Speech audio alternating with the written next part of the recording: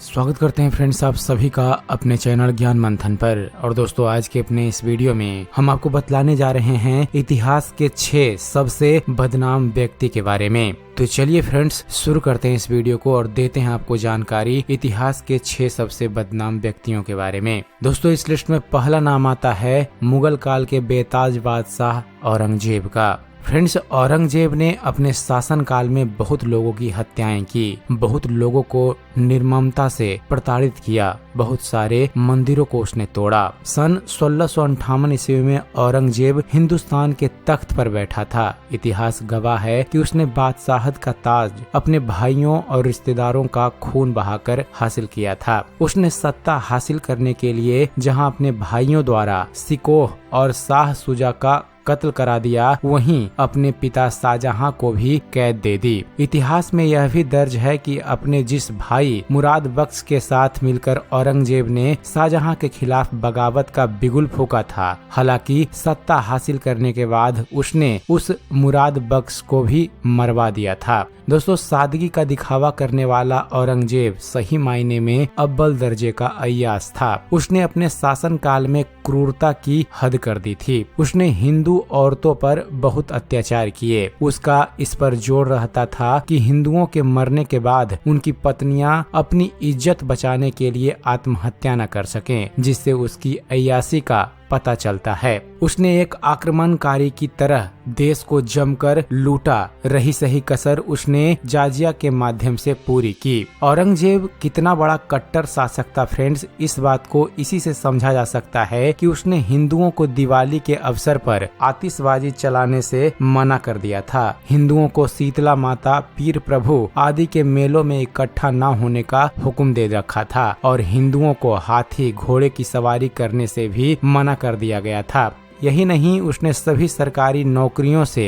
हिंदू कर्मचारियों को निकालकर उनके स्थान पर मुस्लिम कर्मचारियों की भर्ती का फरमान भी जारी किया था। औरंगजेब हिंदुओं से भरपूर नफरत करता था, इसलिए उसने हिंदुओं और सिखों को जबरन मुसलमान बनाने की मुहिम चलाई। जो प्यार से मान गया तो ठीक, नहीं तो उसने जोर जबरदस्ती करने में कोई कोताही नहीं बरती। उसने जब हिंदुओं पर जाजिया कर लगाया तो इसका बड़े पैमाने पर विरोध हुआ, पर वह कहाँ मानने वाला था। उसने बेरहमी से सभी की आवाजों को कुचल दिया। इसके साथ साथ उसने मुसलमानों को करों में छूट दे दी ताकि हिंदू अपनी निर्धनता के कारण इस कर को ना चुका पाएं और मजबूरन उन्हें इस्लाम ग्रहण करना पड़े। औरंगजेब ने जब कश्मीरी ब्राह्मणों को इस्लाम कबूल करने पर मजबूर किया तो उन्होंने सिखों के 9वें गुरु तेंग बहादुर से मदद मांगी। तेंग बहादुर ने इसका विरोध किया तो औरंगजेब ने उन पर भी इस्लाम स्वीकार करने का दबाव डाला, पर गुरु तेंग बहादुर जी नहीं झुके। उन्होंने कहा हम शीश कटा सकते हैं पर मुस्लिम धर्म कबूल नहीं कर सकते।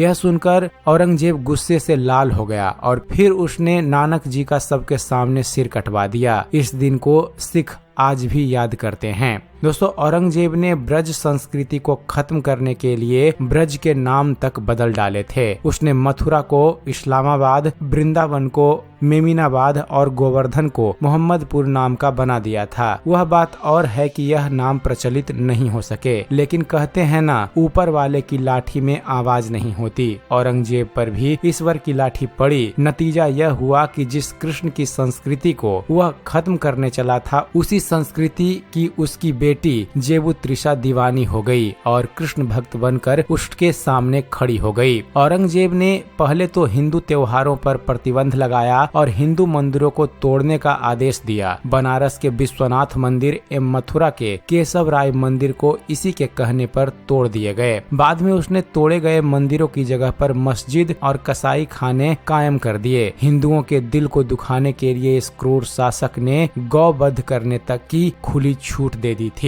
एक लंबा शासन करने के बाद उसकी मृत्यु दक्षिण के अहमदनगर में 1707 ईस्वी में हो गई। उसकी मौत को कुछ लोग सामान्य मौत मानते हैं तो कुछ लोगों का यह मानना है कि वीर छत्रसाल ने अपने गुरु प्राणनाथ के दिए खंजर से औरंगजेब पर वार करके छोड़ दिया था। कहा जाता है कि गुरु प्राणनाथ ने उस खंजर पर बहुत कुछ ऐसी दवा लगाई थी कि उससे होने वाला घाव कभी सही न हो। इससे घायल काफी समय तक तड़पते हुए दर्दनाक मौत मरे। औरंगजेब की कट्टर नीति ने इतने विरोधी पैदा कर दिए कि मुगल साम्राज्य का ही अंत हो गया। दोस्तों, इतिहास में औरंगजेब को क्रूरता के लिए याद किया जाएगा। मंदिर तोड़ना, जाजिया कर लगाना और सबसे बढ़कर भारतीय समुदाय पर अत्याचार करना उसका अक्षम्य अपराध था, जिसे माफ नहीं किया जा सकता। यही वह बड़ा कारण था जिसने मुगल साम्राज्य को ही समाप्त कर दिया। इतिहास का दूसरा सबसे बदनाम व्यक्ति था फ्रेंड्स, एडोल्फ हिटलर। दोस्तों, अगर यूरोपीय इतिहास की चर्चा हो तो वो जर्मन चांसलर एडोल्फ हिटलर के बिना अधूरी है। एडोल्फ हिटलर का जन्म ऑस्ट्रिया के ब्राउनाउ इत्र में 20 अप्रैल 1889 ईस्वी को हुआ था। हिटलर की आत्मकथा के मुताबिक हिटलर का सार और आधार यह था, आर्य जाति सभी जातियों से श्रेष्ठ है और जर्मन आर्य हैं, इसलिए उन्हें विश्व का नेतृत्व करना चाहिए। वह जर्मन नस्ल को यूरोप की अन्य सभी नस्लों से बेहतर मानते थे। फ्रेंड्स, अगर तानाशाही की बात की जाए तो उसी समय के चर्चिल, स्टालिन, माओ, भारत में नियुक्त हुए ब्रिटिश गवर्नर्स भी क्रूरता में हिटलर से किसी प्रकार कम नहीं थे। लेकिन इतिहास में हिटलर के बारे में हमेशा एक पक्षीय राय बनाई जाती है, जिसका प्रमुख कारण द्वितीय विश्व युद्ध में हिटलर की हार थी और दुनिया की रीति रही है, यहाँ हमेशा हारने वालों को ही खलनायक के रूप में प्रस्तुत किया जाता रहा है। बचपन में हिटलर की सबसे ज्यादा रुचि कला के क्षेत्र में थी और वह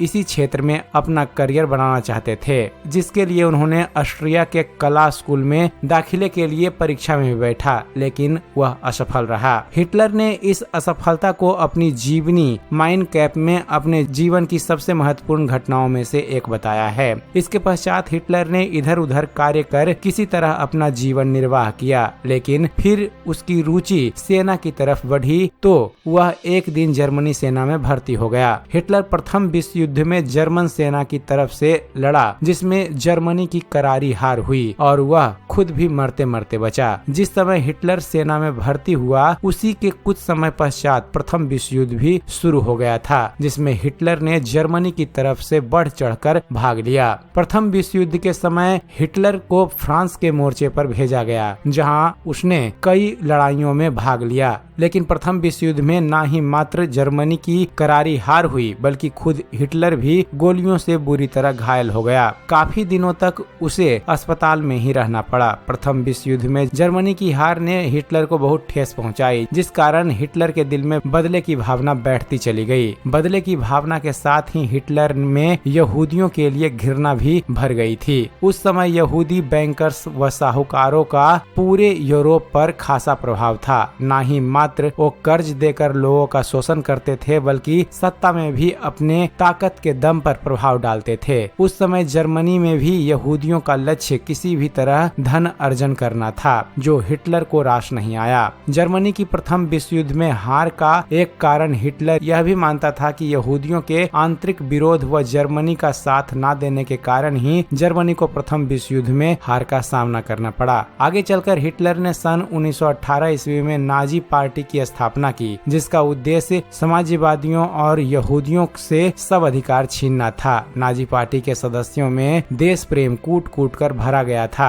इस पार्टी ने यहूदियों को प्रथम विश्व युद्ध की हार के लिए दोषी ठहराया। पार्टी गठन के बाद हिटलर ने स्वास्तिक को अपने दल का चिन्ह बनाया, जो सनातन धर्म का शुभ चिन्ह है। समाचार पत्रों के द्वारा हिटलर ने अपने दल के सिद्धांतों का प्रचार जनता में किया। भूरे रंग की पोशाक पहने सैनिकों की टुकड़ी तैयार की गई। प्रथम विश्व युद्ध में हार के पश्चात जर्मनी की खस्ता हाल आर्थिक व्यवस्था के कारण जब हिटलर ने अपने ओजस्वी भाषणों में उसे ठीक करने का आश्वासन दिया तो अनेक जर्मन नाजी के सदस्य हो गए। हिटलर ने भूमि सुधार करने, जर्मनी के लिए अपमानजनक संधि को समाप्त करने और एक विशाल जर्मन साम्राज्य की स्थापना का लक्ष्य जनता के सामने रखा, जिससे जर्मन लोग सुख से रहे। इस प्रकार वर्ष 1922 ईस्वी तक हिटलर जर्मनी में एक प्रभावशाली व्यक्ति बनकर रहा। वर्ष 1923 ईस्वी में हिटलर ने जर्मन सरकार को उखाड़ फेंकने का प्रयत्न किया, लेकिन इसमें वह असफल रहा और जेल खाने में डाल दिया गया। इसी समय जेल में रहते हुए उसने माइन कैम्प अर्थात मेरा संघर्ष नामक अपनी आत्मकथा लिखी। हिटलर ने इसमें नाजी दल के सिद्धांतों का वर्णन किया और अपने विचारों से जर्मन को परिचित कराया। जेल से रिहा होने के बाद हिटलर ने पाया कि जर्मनी भी विश्व विश्वव्यापी आर्थिक मंदी की मार झेल रहा है। आंकड़ों की माने तो 1930 से 32 ईस्वी में जर्मनी में बेरोजगारी बहुत ज्यादा बढ़ गई थी। हिटलर ने जनता के असंतोष का फायदा उठाकर पुनः व्यापक लोकप्रियता हासिल की। उन्होंने चुनाव लड़ने का फैसला किया। 1932 के चुनाव में हिटलर को राष्ट्रपति के चुनाव में सफलता नहीं मिली, लेकिन 1933 में उन्हें जर्मनी का चांसलर बनने से कोई भी नहीं रोक सका। 1933 में एडोल्फ हिटलर जर्मनी के चांसलर बन गया और उसने साम्यवादी पार्टी को अवैध घोषित कर दिया। तत्कालीन राष्ट्रपति की मृत्यु के बाद हिटलर ने स्वयं को राष्ट्रपति तथा सर्वोच्च न्यायाधीश भी घोषित कर दिया। ये वो समय था जब जर्मनी हर दृष्टि से खस्ता हाल व बर्बादी की कगार पर था, लेकिन हिटलर ने सत्ता में आते ही ना ही मात्र एक बार कर अपने वादे पूरे किए, बल्कि जर्मनी का ऐसा विकास किया जैसा पहले कभी नहीं हुआ था। न ही केवल आर्थिक दृष्टि से बल्कि सामरिक दृष्टि से भी हिटलर ने जर्मनी को बेहद मजबूत बना दिया। दोस्तों, हिटलर के शासन के पश्चात मात्र कुछ वर्षों में जर्मनी इतना मजबूत हो गया कि अब वो अपने दुश्मनों से प्रथम विश्व युद्ध की हार और अपमान का बदला लेने में सक्षम हो गया। एडोल्फ हिटलर को द्वितीय विश्व युद्ध के लिए सर्वाधिक जिम्मेदार माना जाता है। बताया जाता है कि उनके आदेश पर ही नाजी सेना ने पोलैंड पर आक्रमण किया था। फलस्वरूप फ्रांस और ब्रिटेन, जिसने पोलैंड को सुरक्षा देने का वादा किया था, और वादे के अनुसार उन दोनों ने नाजी जर्मनी के खिलाफ युद्ध की घोषणा कर दी, जिससे द्वितीय विश्व युद्ध की शुरुआत हुई। शुरू में नाजी हर मोर्चे पर सफल रहे। न ही मात्र उन्होंने आसपास के फ्रॉड पोलैंड जैसे देशों पर विजय प्राप्त की थी, बल्कि